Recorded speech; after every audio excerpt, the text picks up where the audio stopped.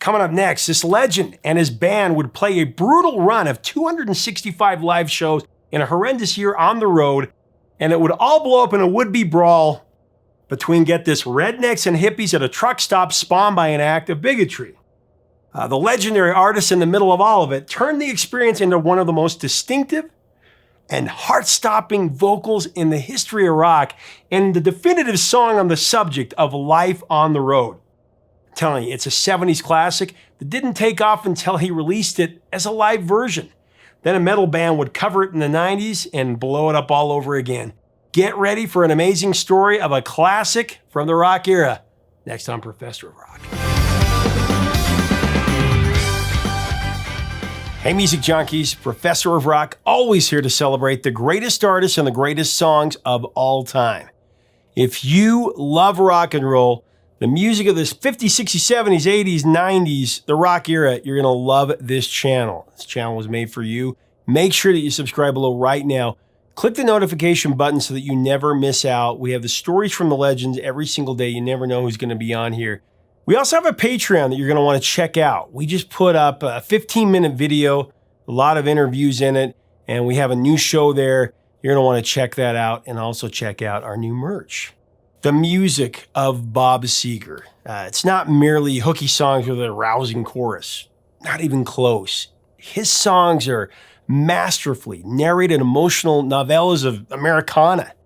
They strike a chord for the heartbreak, the struggles, the frustrations, and the hopes and prayers that surge inside each and every one of us. Bob Seger rarely penned songs when he was on tour, actually. He needed to come home for a few weeks and then clear his head first. Now, two notable exceptions were his breakthrough nostalgic hit Night Moves, which we've covered, and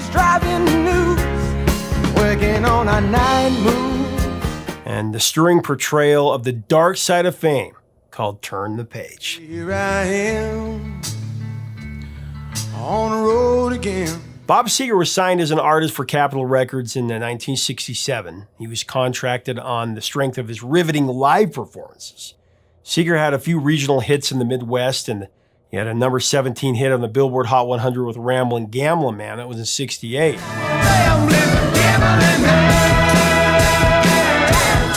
After the top 20 success of Ramblin' Gamblin' Man, Bob Seger hit a bit of a dry spell.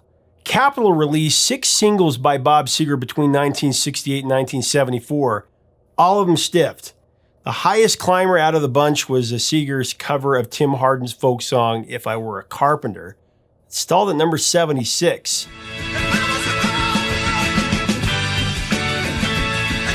But Seger's notoriety wasn't built on hit singles. It was all about his live shows. Seger was, and he still is, an electrifying performer with a gifted soulfulness that explodes from his husky, visceral vocals. You might say he sounds even better live than he does on a processed recording, at least to my ears. He earned a reputation as the hardest working rock and roller in the business, pounding out more than 250 concerts a year. He and Springsteen probably share that title. In 1973, for example, Bob Seger and his Silver Bullet Band played an astounding 265 shows, driving more than 100,000 miles in that process.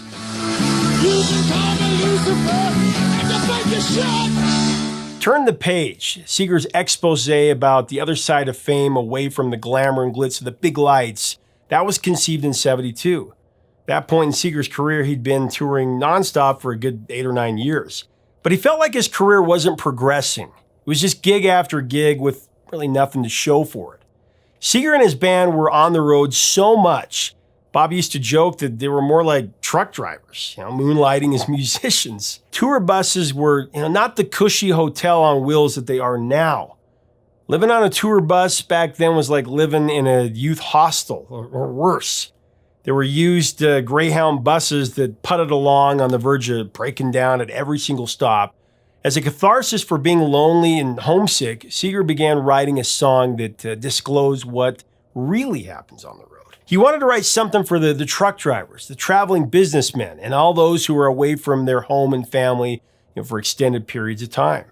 For a musician facing the rigors of touring, many is the night when the music stops. The adoring fans exit the concert hall, The lights of the concert hall are shut down, and an artist finds himself or herself feeling completely alone. When you're riding 16 hours and there's nothing there. Seger revealed that what he wrote and sang about in Turn the Page is as real as it gets. The track is a true chronicle of what he and his bandmates experienced on tour. He wrote about the monotony of the open road. In verse 1, on a long and lonesome highway east of Omaha, Lonesome highway east of Omaha. you can listen to the engine moaning out of his one-note song. Listen to the engine moaning out his one-note song. Seger reflected on the fleeting one-night stands that temporarily satisfy physical urges, but ultimately leave you emotionally empty. You think about the woman or the girl you knew the night before. Or the girl you knew the night before. But your thoughts will soon be wandering the way they always do. We'll soon be wandering the way they always do. Seger wrote much of Turn the Page in a hotel room in Eau Claire, Wisconsin. But Bob wasn't able to tie a bow on it, per se. That was until something happened at a pit stop on one of the band's grueling long hauls that provided the inspiration to complete this classic. I'll tell you this crazy story right after I talk about our awesome sponsor, Zenni Eyewear. The only pair of glasses I'll ever wear. Zenni is amazing because of the quality for the price. You get to design your very own frames, including the color, the size, the shape, the features, and you try them on virtually before to see exactly how you look. Then you just put in your prescription and they deliver them right to your door. You are going to love a Zenni. Check it out today at Zenni.com. Like riding, you just wish the trip was through. And the second verse, Bob reenacted an incident that occurred while traveling through Wisconsin on a bitterly cold winter evening. It's around 2 a.m. The band and crew pulled the bus over to get a bite to eat at an all-night diner just off the interstate. Back in those days, Seger and his band had really long hair, and they stood out from the average folks, frequently getting harassed for their appearance. So when they entered the restaurant, it was brightly lit, so the guys immediately caught the attention of the disapproving locals. In fact, one of the patrons yelled out to his friends, "What are these guys? Is that a woman or a man?" His comment created an uproar of laughter with the customers around him.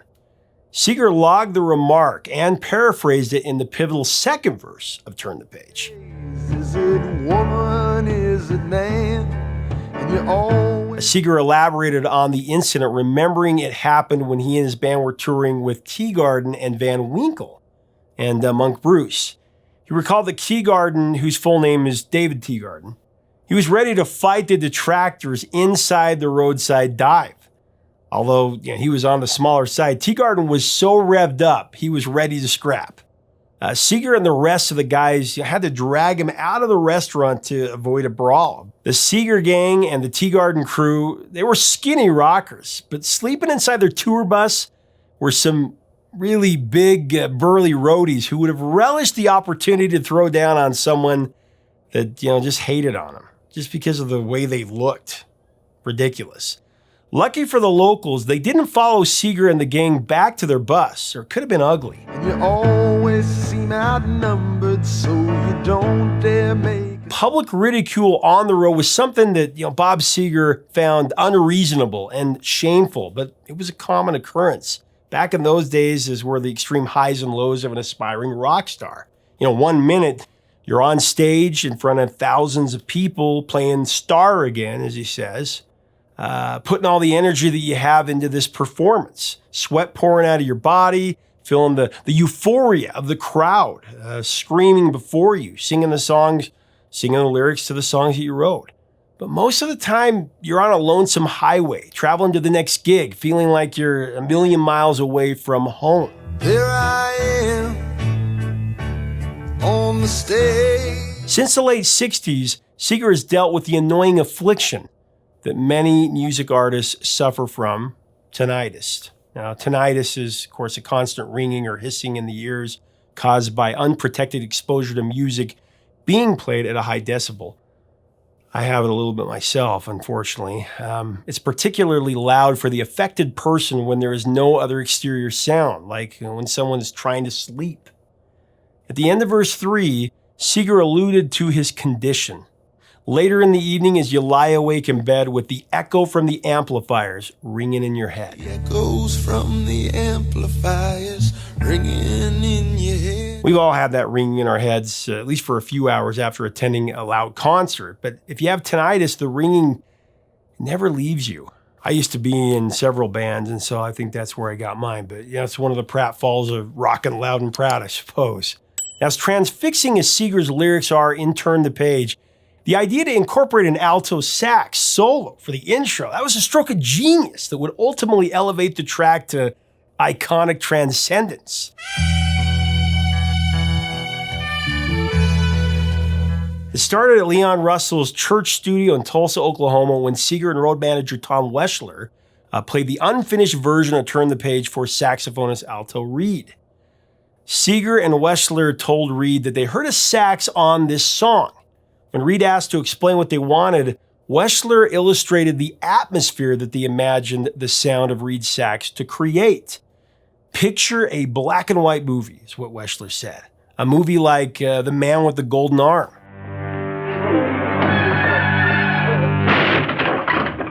It's late at night, you're standing beneath a street lamp near a rain-soaked alleyway. There's a light mist coming down. You hear a plaintive wail in the distance. What does that sound like? From Weschler's descriptive imagery, which is incredible, Reed pictured a scene in his mind's eye and tapped into what he labeled as some kind of cosmic force. He had no music charts or any other direction to go by, just what he was told, which is very poetic. As if he were divinely inspired, though, Reed responded by executing one of the most iconic sax riffs of the rock and roll era.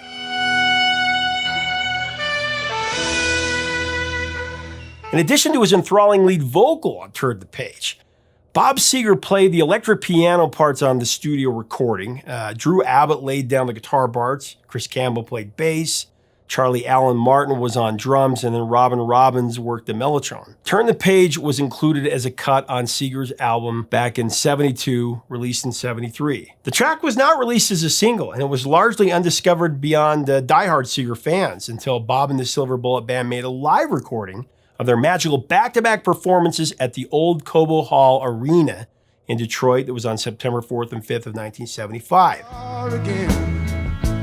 There I go. The shows were to be the first time that the band was headlining dates at a large arena. The fact that it was a hometown show in Detroit, playing in front of 12,000 people, made it all the more exciting for Bob and his band. After years of playing together, with hundreds of shows under their belt, Bob Seger and the Silver Bullet Band were an incredibly tight unit, as you can imagine.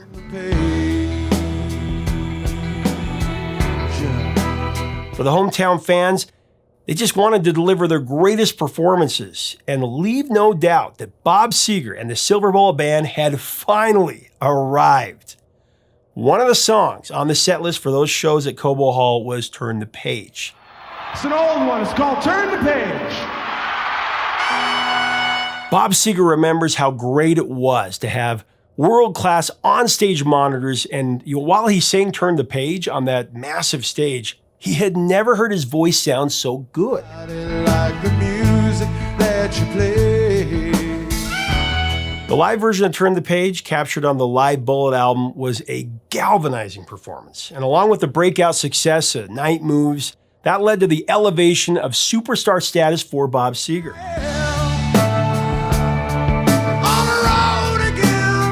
It seems poetic that Turn the Page, arguably the definitive song about a rock star's life on the road, it wasn't fully realized until the spirit of the tune was presented in a live recording. It's actually pretty cool. There is a deeper authenticity to the song, and maybe a deeper sincerity that moves us even more if it were the original studio version. Seger's spellbinding storytelling on the live version of Turn the Page, it raises a few more hairs and it elicits a few more goosebumps, if you will. I'm on the stage, here I go. An alto Reed cinematic sax riff puts us on that tour bus traveling down a long and lonesome highway east of Omaha as if we were part of the band. It's just incredible. On a long and lonesome highway. There's a strong kinship within the artist community for Turn the Page. Every musician, regardless of genre or generation, they feel the powerful resonance of Seger's emotional tell. East of Omaha, you can listen to the engine. Many artists have recorded their own interpretation of the song. Waylon Jennings, John English, and Sally Anthony. But the most successful remake of Turn the Page is, of course, by Metallica, recorded and released on the 1998 Garage Inc. album.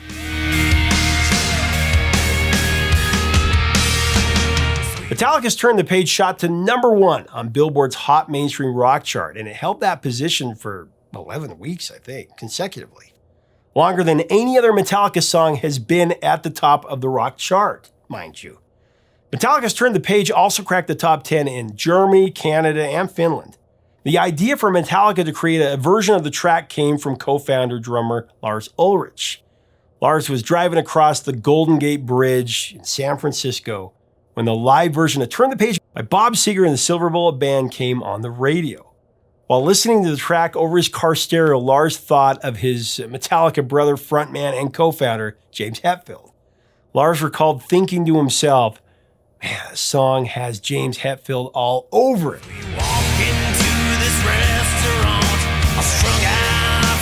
Metallica's version substitutes alto reed sax, of course, with Kirk Hammett's high slide guitar line. Incredible.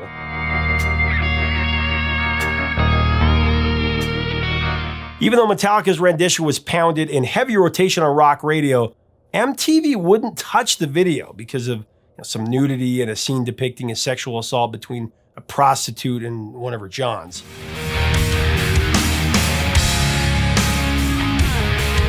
Lars' instincts were right on the money with the song.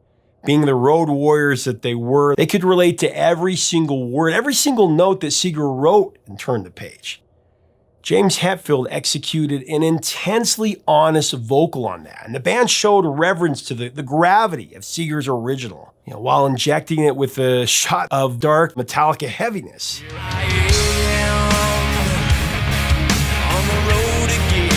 Bob Seger, of course, was inducted into the Rock and Roll Hall of Fame in 2004 and the Songwriters Hall of Fame in 2012 as a son of the Motor City and a former worker in an automobile factory. Bob Seger connects with people of the American heartland in a way that just very few artists have been able to. His music, it's poignant, it's down to earth, it's inspiring. Stand an arrow straight like a rock.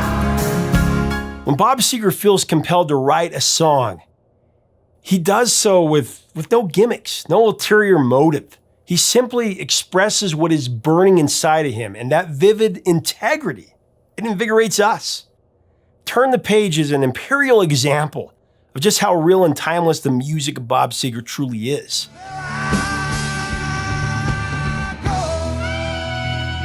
Now, on behalf of the Professor of Rock community, we do also want to pay our respects to the great musicianship of Alto Reed, who passed away from colon cancer in December of 2020.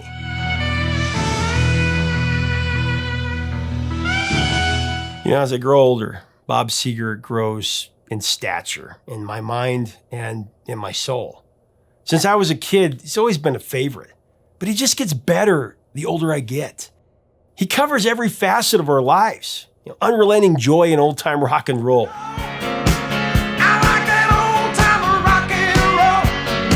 Deeply felt emotional nostalgia in Night Moves. In the summertime. The sad regret yet enduring hopefulness of Against the Wind. We were running against the wind. And the heart-pounding excitement of Hollywood Nights. She took his hand and she led him along that golden beach. I could go on and on and on about his songs. All I can say, though, is that Bob Seger speaks truth.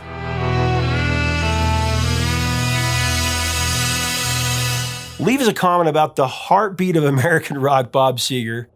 What are your memories of this amazing song? What are your favorite songs by this rock legend? What do you think of the Metallica version? If you like this video, make sure to subscribe below so that you can be a part of our music community. I really think that you'll dig it.